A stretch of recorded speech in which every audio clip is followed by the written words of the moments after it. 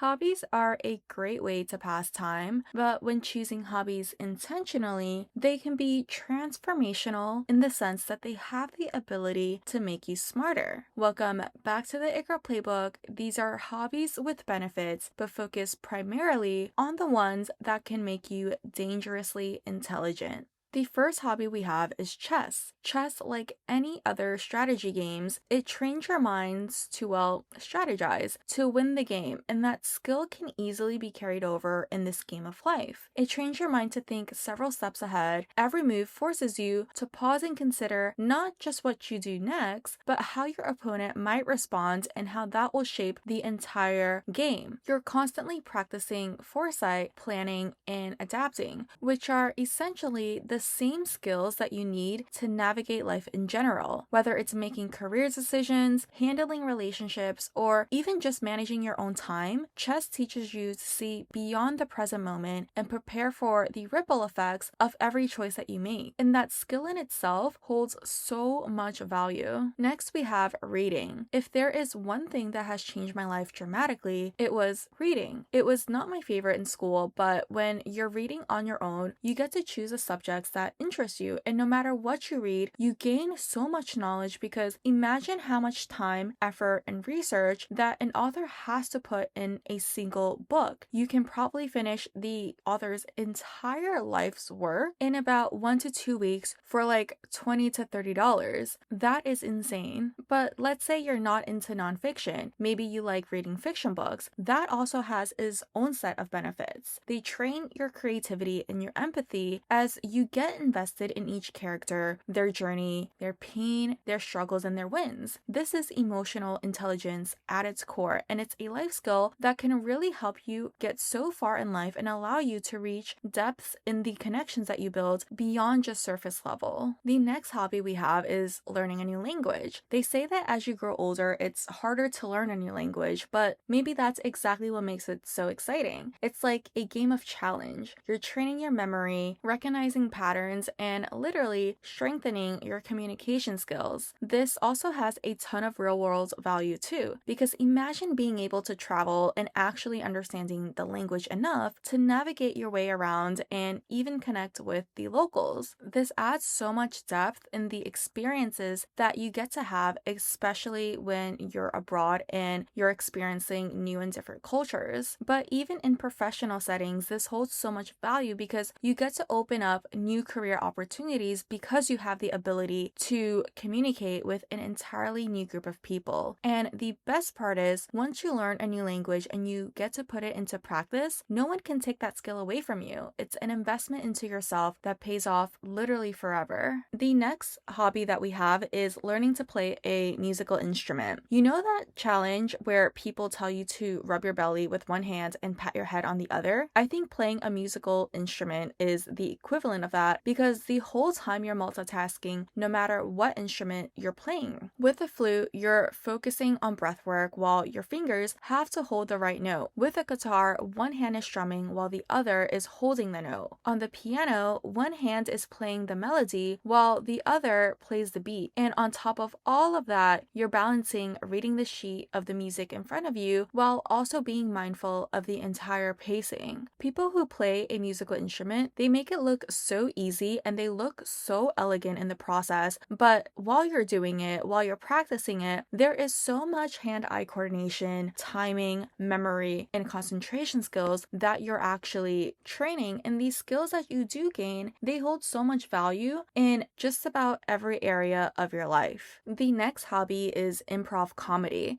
Back when I was in school, we did something similar where students would be randomly chosen, given a topic, and we had to give a 30-second elevator pitch on it. It forced us to think on our feet and trained us for small talk, which I feel like would be really helpful in professional settings, but improv comedy may be a bit more effective in navigating everyday social situations because not only are you also training that skill of quick thinking, you're also training your social awareness and creativity. Improv isn't just about what you say, but also how you listen and respond to the people around you, because you You learn to pick up on the cues, adapt your tone and your delivery, and keep a conversation flowing, which directly translates into better communication skills in your everyday life. Whether you're in a job interview, a networking event, or even just making small talk with new people that you meet, this hobby directly translates into a skill that gives you the confidence to not only work with unpredictability, but also give you the ability to turn it into a meaningful connection. And in a world where who you know is just as important, or some people may argue matters more than what you know, this holds a lot of value. On the theme of communications, the next hobby we have is debating or joining a debate club.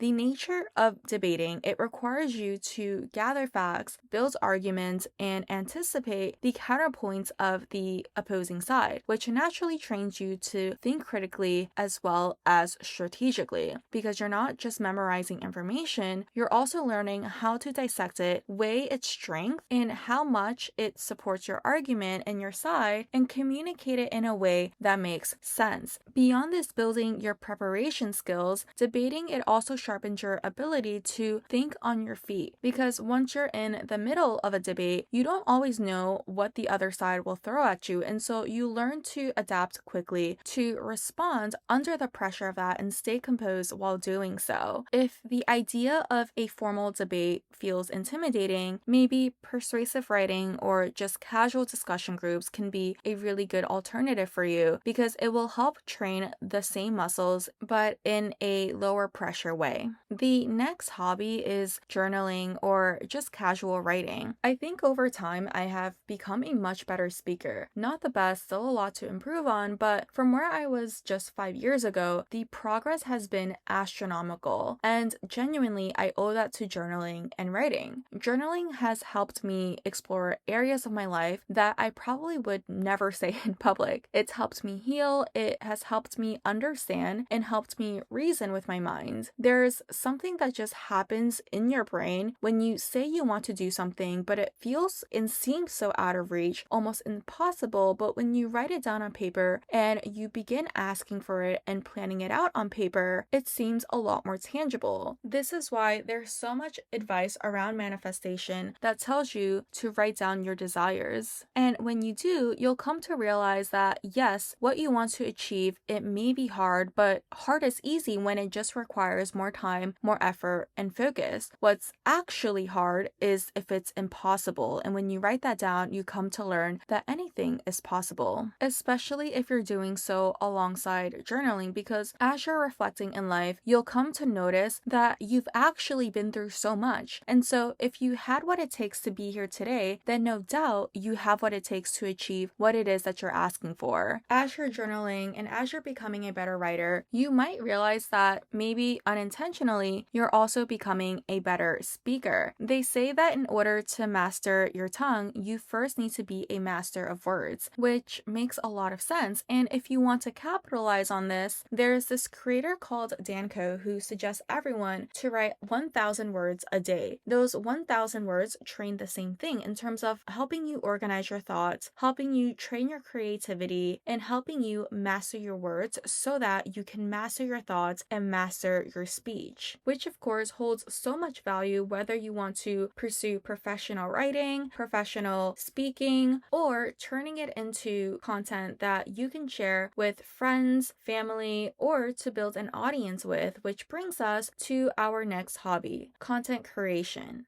Instead of a single skill like writing, editing, creating, or storytelling, content creation bridges all of that. You're learning how to communicate an idea clearly, package it in a way that's engaging, and maybe even market it to people who've never heard of you before. That's a crazy amount of growth wrapped all into one hobby. The best part is that you can do it around literally anything that you enjoy. If you like fashion, you can document your outfits. If you're into books, books, you can write and share reviews. If you're into psychology, you can start an entire series breaking down certain concepts that interest you. When you create around something you genuinely love and enjoy, you're not just practicing these technical skills, you're also building your confidence in your voice and your own perspective. And that holds so much value. And the thing about content creation is that it can literally open so many doors for you. You can use it, connect with people from all over the world, build an entire audience, turn it into a side hustle, or build a whole career with it. Of course, you don't have to. Even if it stays a hobby, you're still practicing creativity, consistency, and communication when you hit post. The next hobby is DIY robotics or engineering projects. If you've ever seen people online building mini claw machines, smart mirrors, or little robots that follow little lines on the floor, you know how creative this hobby can get. The sky really is the limit to what you can build with the amount of inspiration that is out there. There's people making their own miniature vending machines, mini drawing robots, tabletop elevators, and automated plant watering systems. You can literally turn your imagination into reality and into a physical product. What makes these DIY projects so incredible is that you're not just following instructions. If you are, you're problem solving every single step of the way. You're teaching yourself all of these different parts and how they come together to work together. It combines mechanics, logic, and design all into one, and at the end of it all, you have a physical product that you literally created with your own hands, whether it's functional, decorative, or just for fun. That sense of accomplishment can build not only technical knowledge, but your confidence in your ability to take on literally any difficult challenges. On the theme of building, the next hobby is model building or building miniatures. When you're actually building something, especially on a smaller scale, the amount of focus and attention to detail that you have to dedicate is just incredible, because that directly influences how accurate your model comes out to be.